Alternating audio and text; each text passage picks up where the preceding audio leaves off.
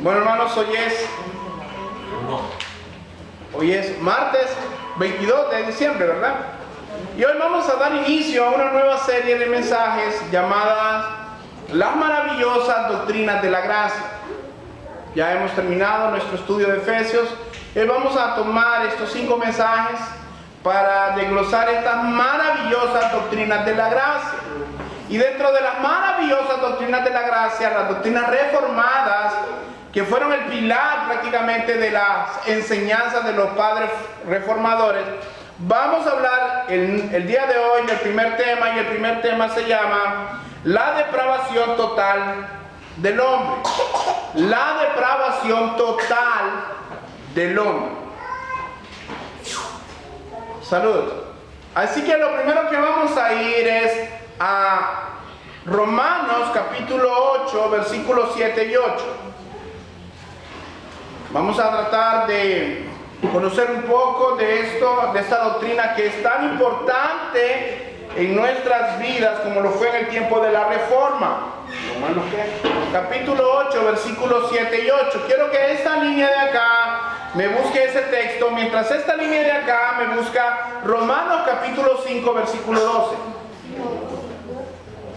8, 6. 8, 7 y 8. Ok. El otro texto es Romanos 5, 12. Amén. Muy bien.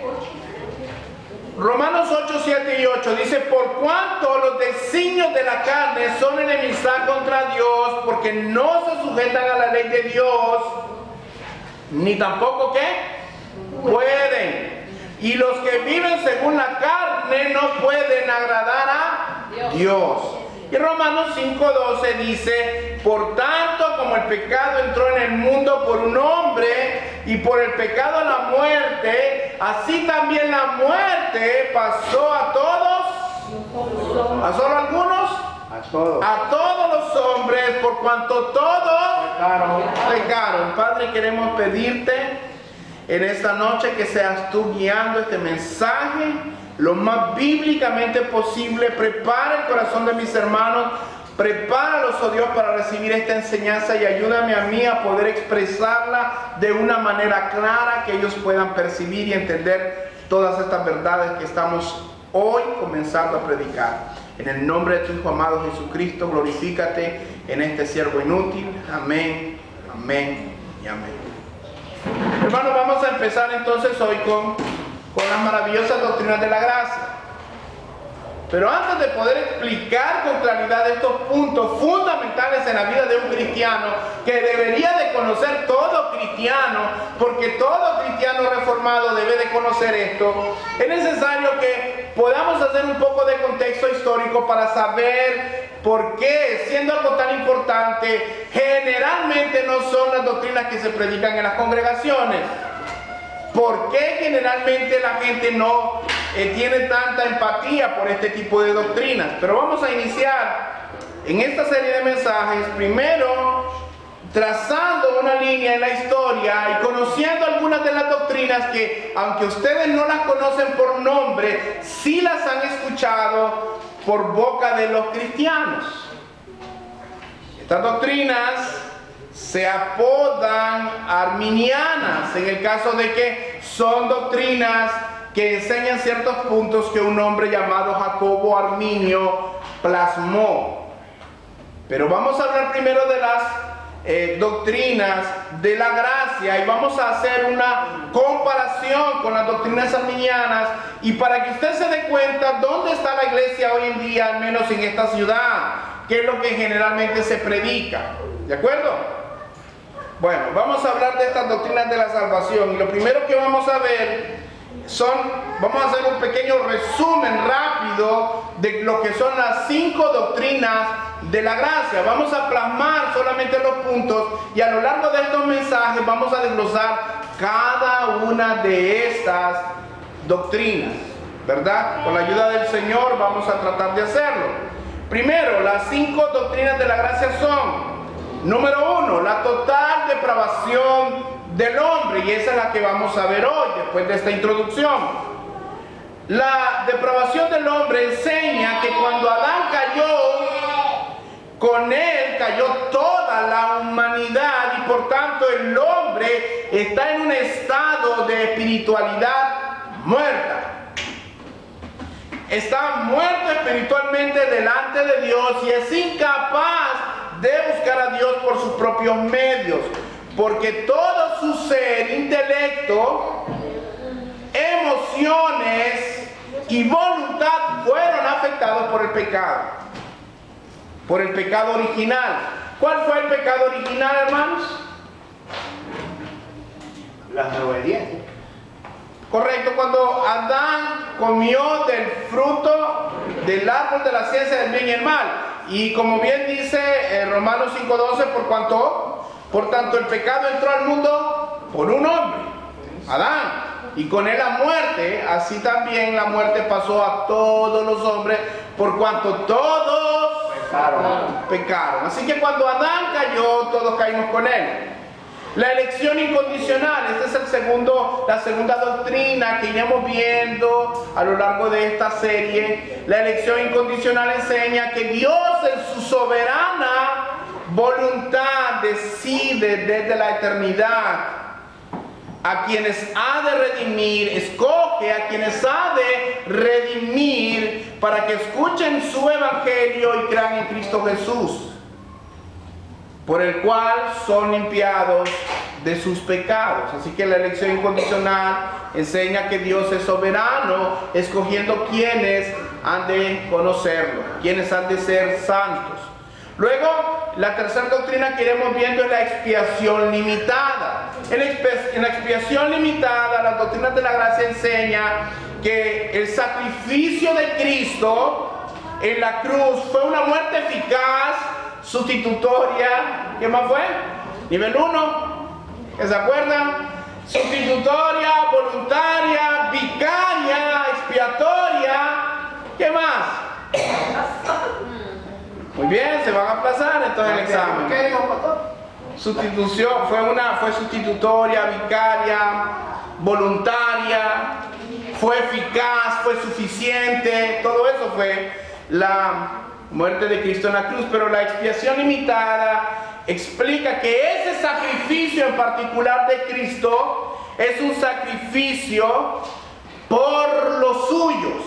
Cuando hablamos de una expiación limitada, entendemos que Cristo murió por sus ovejas, no por las que no eran sus ovejas.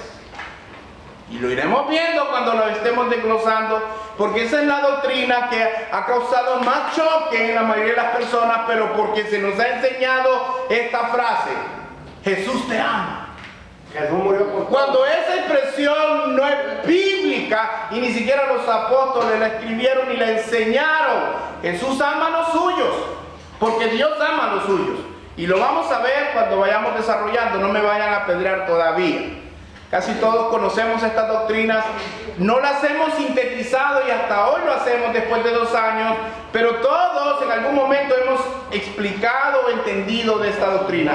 La idea es sintetizarla para que nosotros podamos explicarla de una mejor manera. Así que Cristo murió por sus ovejas. El buen pastor da su vida por sus ovejas. Muy bien. Lo otro que vamos a ver es la gracia irresistible. La gracia irresistible. Esa es otra de las doctrinas. Esta doctrina hace énfasis en que Dios es eternamente todopoderoso, la gracia es todopoderosa, la omnisciencia es todopoderosa. ¿Qué quiere decir esto? Que todos los atributos de Dios son iguales. Dios no es más santo que bueno. Dios no es más amor que justicia. Dios es ecuánime. O sea, Dios es perfecto. Él no cambia en nada. Así que como su gracia es un atributo de Él, la gracia de Dios es todopoderosa. ¿Y qué significa la gracia irresistible? Esto quiere decir que si Dios te dice... Yo siempre le digo a la gente, Dios tiene 2 llamados, ¿no? Tiene un llamado eficaz y tiene un llamado general a la humanidad. El llamado general a la humanidad es: ven ¿verdad? Dice, venid a mí y sed salvos todos los términos de la tierra, ¿cierto? Pero el llamado eficaz es aquel que vemos ejemplificado en personas como Pablo, Lázaro, vemos en la Biblia a Juan, a Pedro. A mí me llama mucho la atención porque últimamente hemos estado leyendo Marcos con mis hijos y estamos viendo que Jesucristo le dijo a Juan y a Santiago, sígueme. Y ese llamado eficaz fue tan eficaz que ellos dejaron todo lo que estaban haciendo y ¿qué hicieron? Lo siguieron. Yo le pregunto algo a usted, hermano. La gracia irresistible enfatiza algo como esto. Si Dios te dijera hoy a ti, te diera una orden y te dijera, inclínate, ¿qué creen que pasaría con usted? ¿Seguiría de pie? ¿Qué pasaría? Si Dios le dice, inclínate ante mí, ¿qué cree que pasaría? Usted diría, no, yo no me inclino. ¿Usted cree que podría decir eso? Se terminaría inclinando. Y si no, vaya a la Biblia, mire que dice que ante Él toda rodilla se doblará y toda lengua confesará que Jesús es el Señor. Así que la gracia irresistible consiste en que cuando Dios te llama con un llamado eficaz, tú escuchas y tú lo sigues. Y por último, la última doctrina que iremos viendo es la perseverancia de los santos. Sí, la perseverancia de los santos. Y esta significa que todos aquellos que una vez han atendido a la gracia irresistible de Dios van a permanecer en su camino y nunca van a apostatar de la fe. Nunca se van a perder. ¿Por qué? Porque los puntos arminianos enseñan que la salvación se pierde. En pocas palabras, la perseverancia de los santos es que aquel que comenzó la buena obra en vosotros, la perfeccionará hasta el día de su venida. Vamos a ver los puntos arminianos, porque no es la intención que usted lo entienda todo de una vez. Lo vamos a ir desglosando. Esto ni siquiera es la doctrina, solo estamos dando un pequeño resumen para que usted entienda esto. Por eso le dije, traiga libreta, ¿verdad? Para que apunte. Hermano, los argumentos arminianos, y usted sí los ha escuchado con mucha seguridad, aunque tal vez no con ese nombre, pero sí los ha escuchado porque hay personas, los argumentos arminianos dicen que nosotros poseemos un libre albedrío. ¿Quién ha escuchado esa expresión? Todo el mundo. ¿Libre albedrío? Los argumentos arminianos afirman que el hombre tiene un libre albedrío para escoger a Dios. Y yo siempre que miro en la Biblia y miro el libre albedrío, el hombre siempre usó el libre albedrío, ¿sabe para qué? Para escoger, pero escoger qué pecado.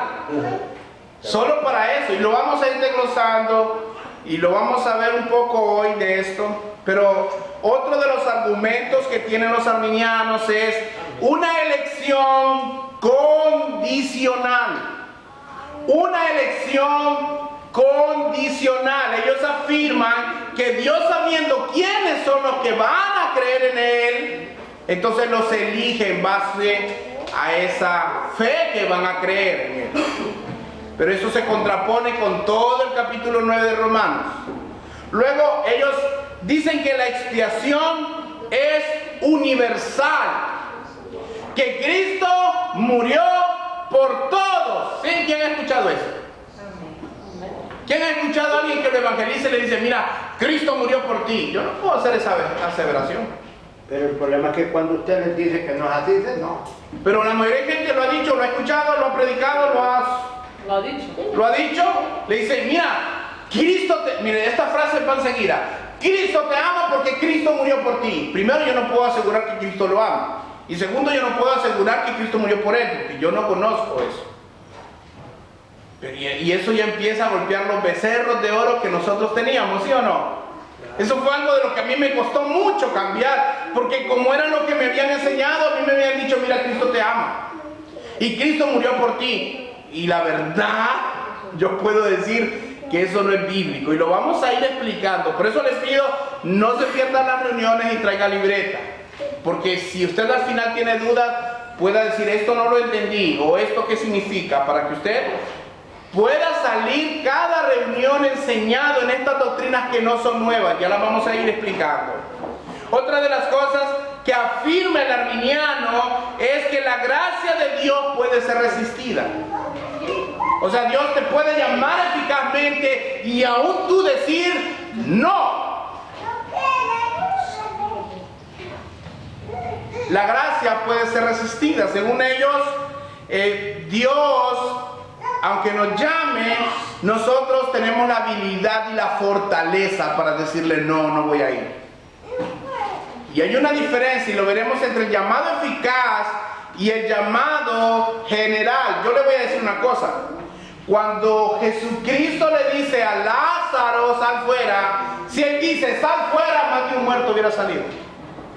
Pero él dijo, Lázaro, con nombre y apellido, ven fuera. Y Lázaro fue el que salió. ¿Verdad que no hubo otro más ahí que resucitó? Solo Lázaro. Talita Cumi le dijo, niña, a ti te digo, levántate. ¿Y qué pasó? Se levantó. Ese es el poder de Dios que tenemos, ¿verdad? Otra de las cosas, otro de los puntos o argumentos más centrales del arminianismo es que la salvación se puede perder. A ver, tristemente, pero ¿cuántos escuchamos que la salvación se pierde? ¿Cuántos? todos. ¿Cuántos escucharon que la salvación se perdía? Levánteme la mano, por favor. Ok, le voy a hacer una pregunta. ¿Los cuántos pecados se pierden? Con uno. Con uno. Entonces estamos muertos todos. ¿Y cómo es que la vida eterna de Dios se vuelve una vida perdible? Entonces es una vida condicionada. Y está condicionada el primer pecado. Estamos muertos todos. ¿Y cómo puede un muerto después venir a la vida? Nunca lo hemos pensado porque nunca habíamos llegado a esta doctrina. Hermanos, en estas doctrinas arminianas, ellos afirman que Dios elige o rechaza a las personas sobre la base de lo que conoce, de que Él conoce quién iba a creer y quién no.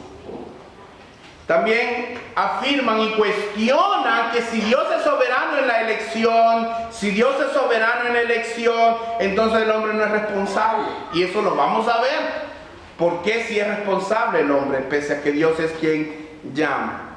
Ahora, otra de las enseñanzas que tienen ellos es que el hombre tiene la capacidad de creer y elegir a Dios. Miren esto. El hombre en su estado natural, y lo vamos a ver hoy, está ¿qué? ¿Vivo o muerto? Muerto en delito. Está muerto en delitos y pecados por cuanto todos pecaron. Así que ¿cómo es posible que un muerto busque la vida? ¿Ha visto algún muerto usted que diga, qué rico el pan de muerto que me hicieron? ¿Ha visto algún muerto? Los muertos están muertos. Qué bueno lo que me sabe. El hombre, y dicen que el hombre tiene la capacidad de creer, pese a que está muerto espiritualmente. Ahí hemos estado leyendo Corintios, ¿no? Hemos estado viendo que el hombre natural no percibe las cosas espirituales. Está muerto, hermanos, es imposible. Si la gracia en él no despierta, no puede percibir la verdad de Dios. Y otra de las cosas que ellos afirman, por ejemplo, otra de las cosas que afirman, voy un poquito rápido porque esta es la introducción, ¿verdad? Es un poco larga y yo sé que algunos van largo y no quiero que se vayan muy noche, ¿verdad? No quiero que se vayan muy noche. Entonces, la muerte de Cristo, miren lo que afirman los arminianos. Dicen que la muerte de Cristo no garantizó la salvación de nadie. O sea, Cristo al morir hizo posible que cualquiera fuera salvo, pero no garantizó que algunos se salvaran. Murió por nada entonces. Murió por todos y a la vez por nada. Porque murió para que todos tuvieran oportunidad, pero sin garantizar la salvación de algunos. Es como que usted mire un río enorme del lugar de la ciudad del pecado y el otro lado sea el lugar de la salvación, y Cristo es el puente que está haciendo el puente y lo deja a la mitad y le dice, de la mitad para allá tienes que nadar tú para llegar. Las doctrinas arminianas enseñan que si bien el hombre, la gracia es necesaria, el hombre tiene que hacer el resto. Dicen algo como esto: mira, Cristo ya hizo el 99% por ti. pero a ti te corresponde hacer el 1%.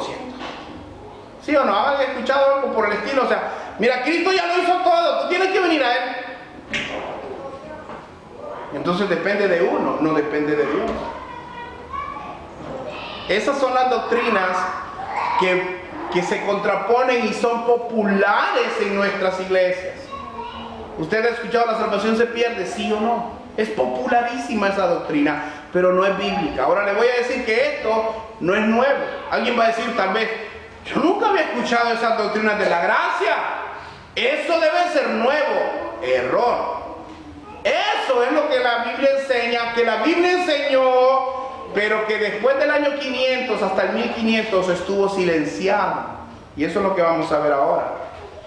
El gobierno de Holanda era un gobierno que había adoptado en sus leyes y catecismo oficial de la nación las doctrinas o las enseñanzas de un hombre llamado Juan Calvino. A Juan Calvino se le conoce como el teólogo.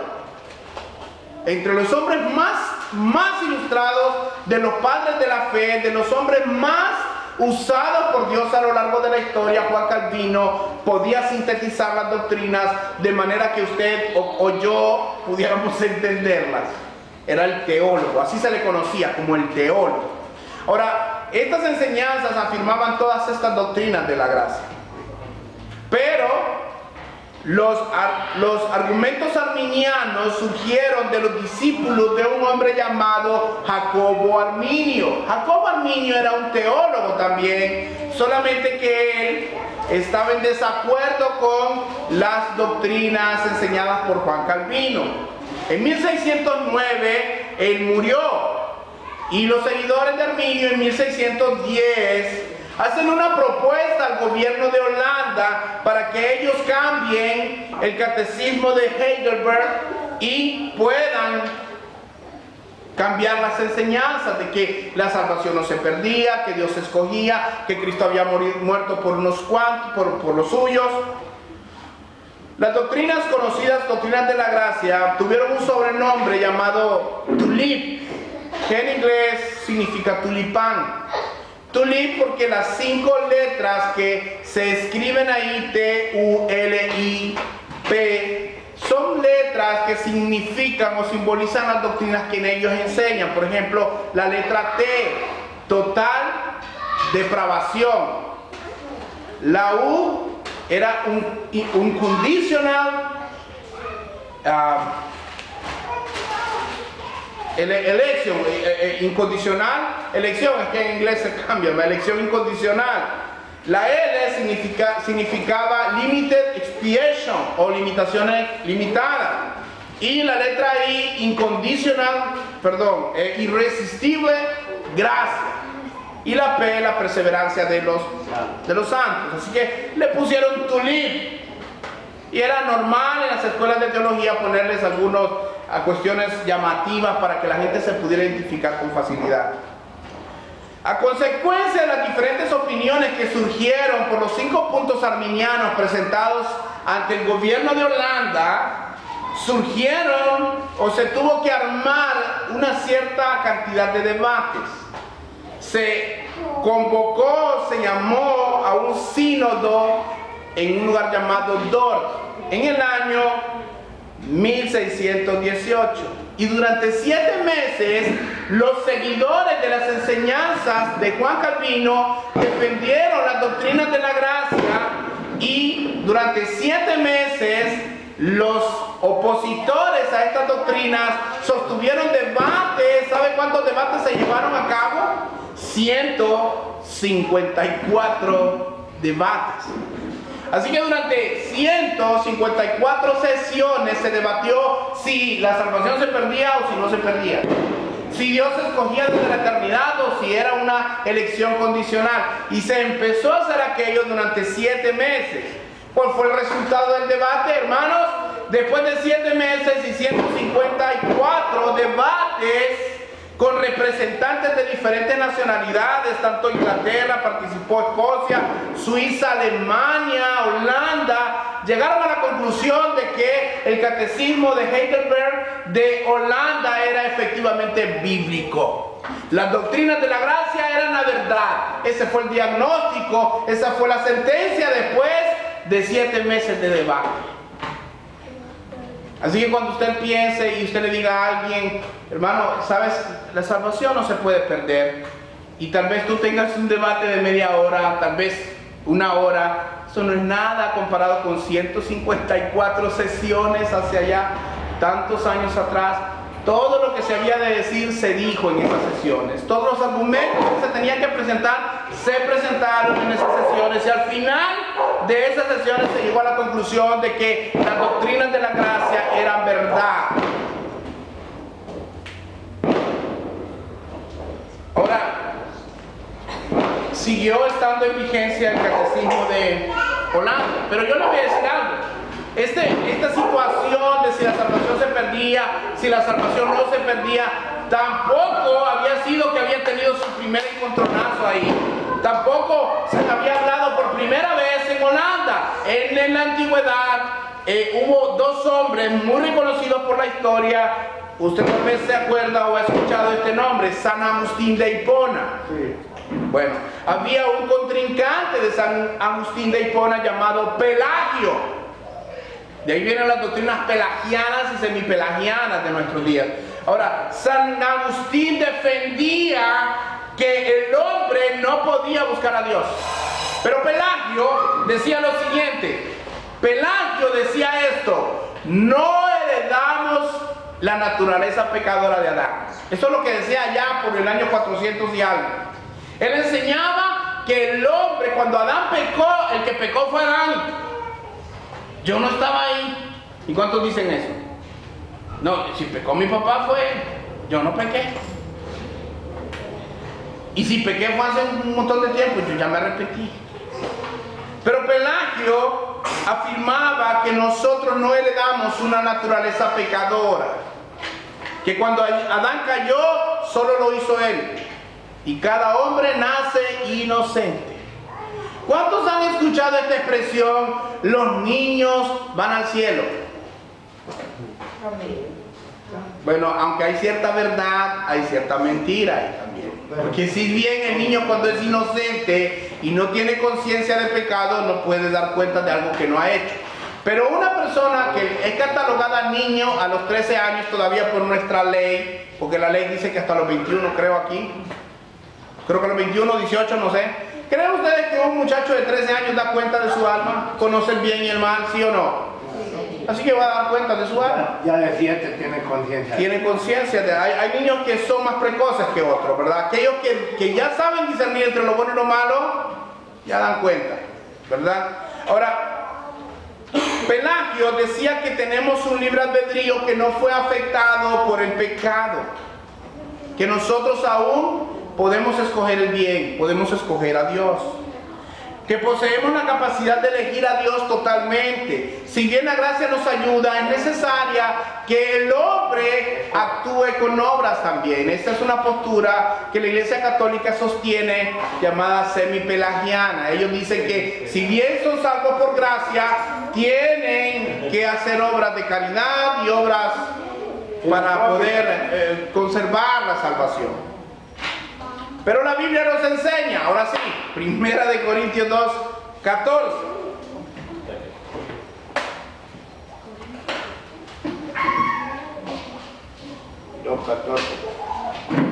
Pero el hombre natural no percibe las cosas que son del Espíritu de Dios, porque para él son locura. Y no las puede entender porque se han de discernir espiritualmente. ¿Saben qué pasó con Pelagio?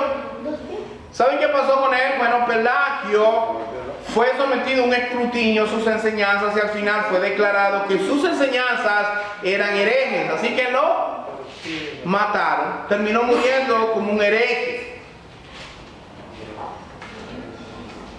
El semipelagianismo, que son doctrinas similares a las de Pelagio, un poco más lineales, fue rechazado en el sínodo de Orán en el año 529, después de la muerte de San Agustín de Hipona.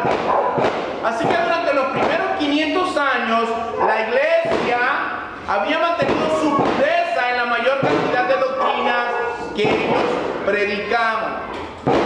Pero fue poco a poco como fue oscureciendo la verdad, y hubieron 1000 años, tal vez me sacas el micrófono, Pedro, y hubieron 1000 años de oscurantismo, lo que se llama la edad oscura, ¿verdad? Donde todos los papas inventaron un montón de cosas. Pero hubo un momento en la historia cuando Dios levanta a un hombre para que pueda reformar la iglesia y traer aquellas doctrinas que habían sido descuidadas y olvidadas a la luz nuevamente. Por allá, Pedro. ¿Cuáles son las doctrinas? Entonces, las doctrinas de la gracia, reformadas de la gracia, en la parte de arriba. En las doctrinas de la gracia. En de arriba, hermano. Y ahora sí, vamos a entrar a la doctrina de la depravación total. ¿Listos? Gracias, hermano. Uno.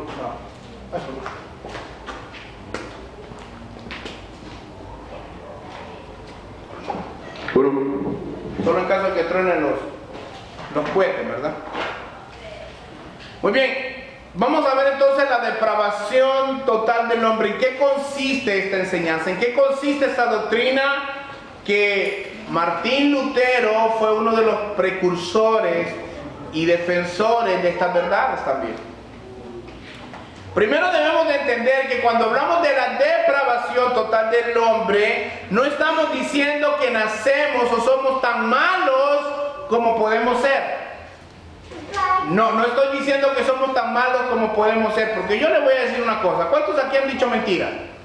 Amén. Y los que no dijeron amén, ya sé que son mentirosos. Son mentirosos. Han dicho mentiras, pero dígame si no siempre pudo decir una mejor mentira que la que dijo. Siempre la componía mejor. Siempre podía ser más mentiroso de lo que era, ¿sí o no? No era algo de lo que nos sintamos orgullosos hoy, pero aquí muchos fuimos mentirosos deportivos, mentirosos atléticos. Y en esa rama éramos bestiales, hermanos. Éramos un Usain Bolt. Superábamos cada vez los récords de mentira. La gente siempre va a ser más mala de lo que puede ser. El asesino que mata a una persona tal vez mató al principio un gato, luego pasó a un perro. Hay estudios que dicen que después llegan a matar a una persona, y los asesinos en serie matan más personas. Pero los mentirosos mienten una mentirita blanca, entre comillas, no hay mentiras blancas, y esa mentira blanca como que se va poniendo gris, y luego negra y cada vez más negra y cada vez más mentiroso, y todo el mundo lo conoce por el mentiroso.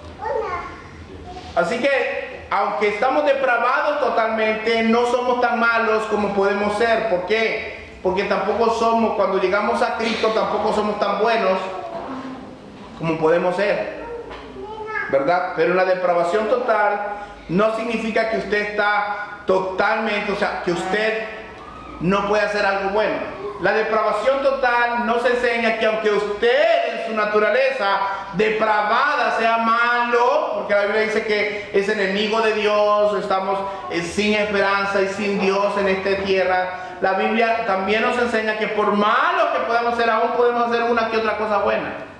¿O no? Te voy a dar el caso. ¿Cuántos esposos se casan y le son fieles a su esposa, aunque no conozcan a Dios?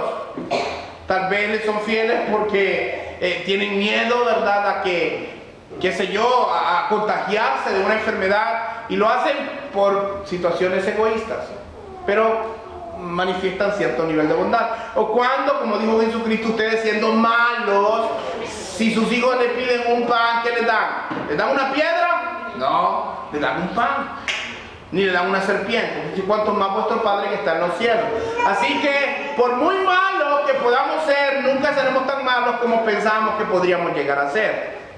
Así que nunca hemos sido tan malos como podemos ser, gracias a Dios, que nunca llegamos a ser tan malos como pudimos ser. Pero en la depravación total del hombre, o la inhabilidad del hombre de acercarse a Dios, afirmamos que no hay nada en el hombre que no haya sido afectado por causa del pecado. Ahora, cuando hablamos de su personalidad, cuando hablamos de nosotros mismos, tenemos que entender que todo nuestro pensamiento, nuestras emociones y nuestra voluntad han sido afectadas por causa del pecado. Ya lo vamos a desglosar, pero primero quiero que vayamos a Génesis capítulo 2, versículo 16.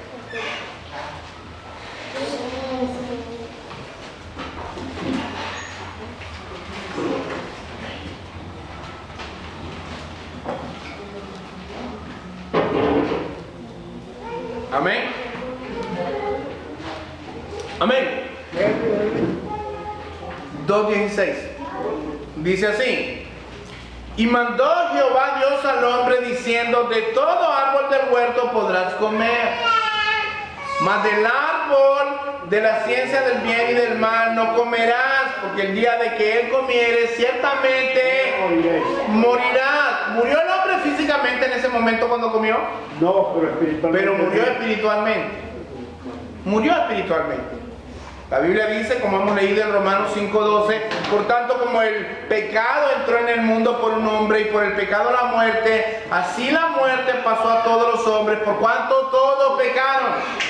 Cuando Adán pecó, todos pecamos con Adán. Ahora algunos dirán, qué injusto es Dios, porque yo no estaba cuando Adán pecó, ¿por qué me inculpa a mí? Bueno, yo te puedo decir lo mismo de Cristo. Cristo no debía morir por nosotros y Él murió por nosotros, así que mejor sigamos a Cristo. Ahora, en el momento que Adán pecó, en ese momento el hombre murió espiritualmente. Siguió existiendo, sí, pero ya en una naturaleza caída, con un pecado que había afectado todo su ser, su intelecto, apréndase esto, sus emociones, su voluntad. Su alma, hermanos, es estas tres cosas. Su alma es su intelecto, sus emociones y su voluntad. En Efesios 2:1-3 dice que Él dio vida a vosotros cuando estaban muertos en delitos y pecados, en los cuales anduvisteis en otro tiempo siguiendo la corriente de este mundo, ¿verdad? Conforme al príncipe de la potestad del aire, el espíritu que ahora opera en los hijos de desobediencia, entre los cuales también todos nosotros vivimos en otro tiempo en los deseos de nuestra carne, haciendo la voluntad de la carne y de los pensamientos, y éramos por naturaleza hijos de ira, lo mismo que los demás. Así que el hombre en su estado natural, cuando usted empieza a crecer siendo un pecador. Es más, usted nace con la raíz del pecado, y algunos me dirán, no, pero yo no era tan malo de chiquito. Tal vez algún valiente aquí dirá, no, de chiquito yo no era travieso. Déjeme decirle lo que dijo el salmista David. Y yo solo quiero que lo apunten porque si lo buscamos toda la cita nos va a costar. Pero en el Salmo 51:5, David afirma lo siguiente: he aquí, en maldad he sido formado, y en pecado me concibió mi madre. 51:5 y el 58:3 todavía es más recalcitrante en esto. Dice: se apartaron los impíos desde la matriz,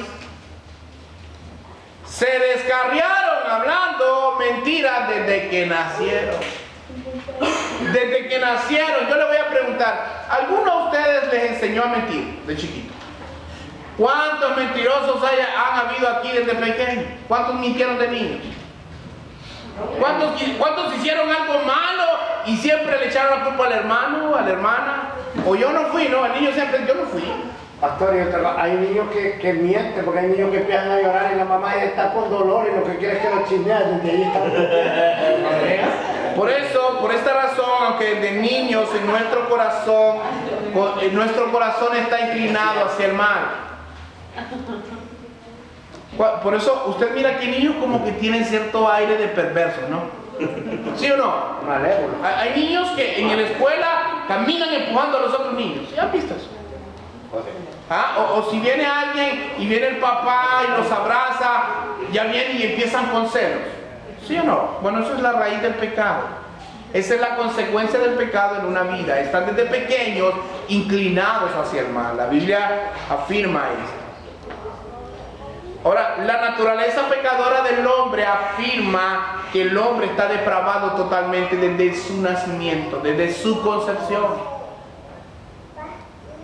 Y hemos visto en Romanos 8, 7 y 8, por cuanto los designios de la carne son enemistad contra Dios. Escuchen bien esto, aparte si la pueden subrayar en su Biblia, dice, porque no se sujetan a la ley de Dios, ni tampoco pueden, hermano. Ni tampoco pueden. Y los que viven según la carne, ¿qué, hermanos? No pueden agradar a Dios. No pueden, yo por eso, a mí me causa un cierto malestar a veces cuando escucho a unos pecadores perversos. Yo fui perverso y pecador también, no piensen que me siento superior a las demás personas, pero mucha gente blasfema del nombre de Dios, lo critica, lo ofende, se burla de sus iglesias, se burla de sus enseñanzas, pero cuando está enfermo llaman a un pastor, llaman a un líder para que vaya y ore por ellos. Mire, el deber de decir, yo voy porque me toca, pero uno tiene que ir y hablar la palabra. Pero hay personas que abusan de esas cosas, abusan de Dios, critican a Dios y dicen, Dios me ama. No dice eso la Biblia. ¿Verdad que no dice eso la Biblia? Salmo 5, 6. Pero Dios me ama, pero yo hablo de Él.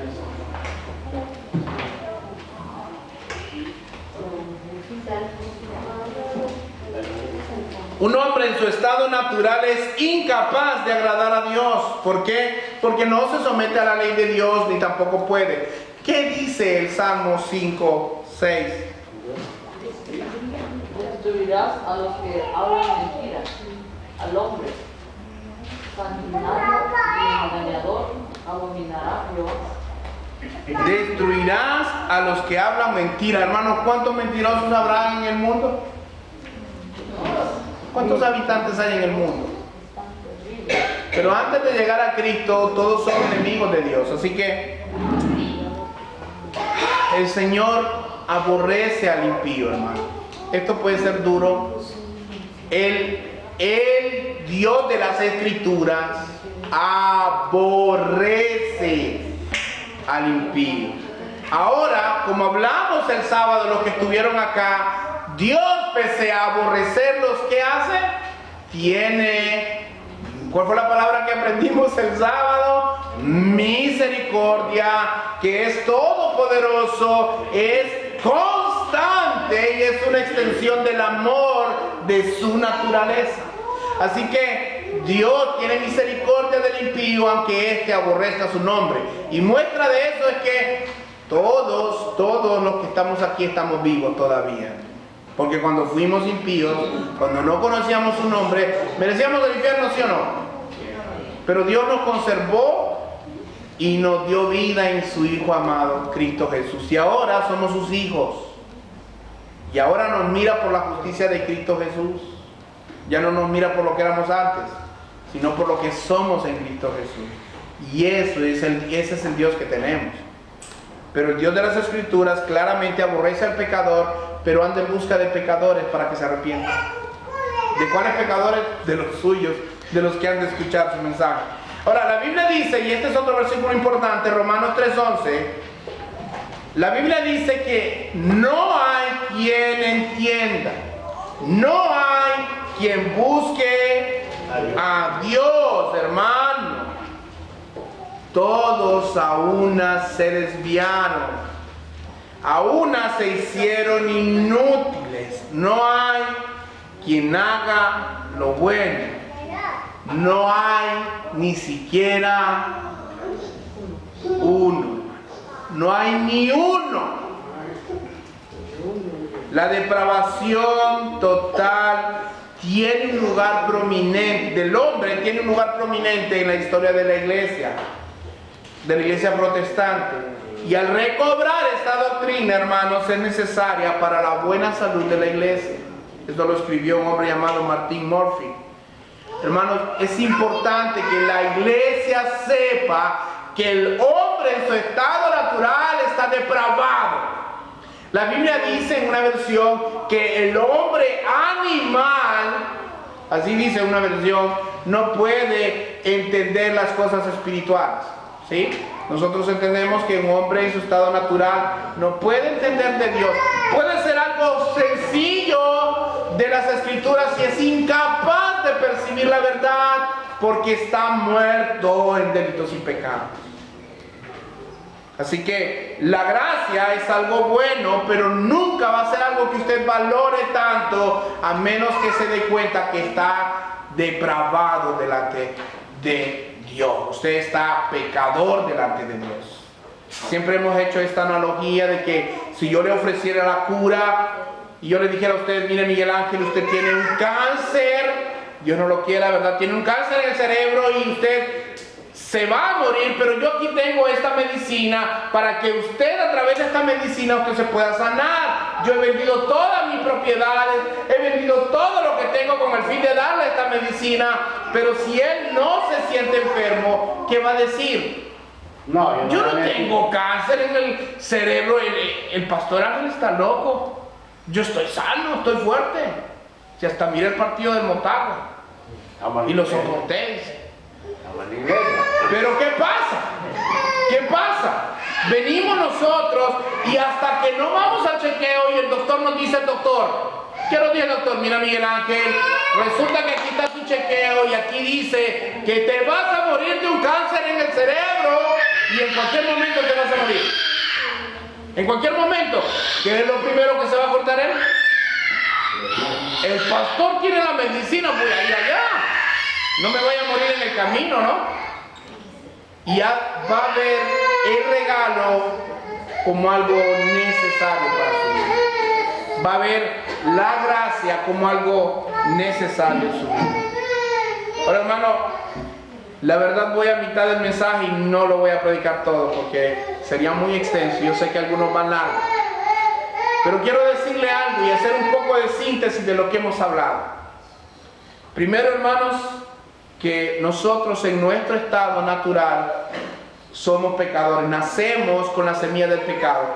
Que cuando Adán pecó, cayeron en él toda la humanidad. Y como decía el salmista, he aquí en maldad he sido formado y en pecado me concibió mi madre.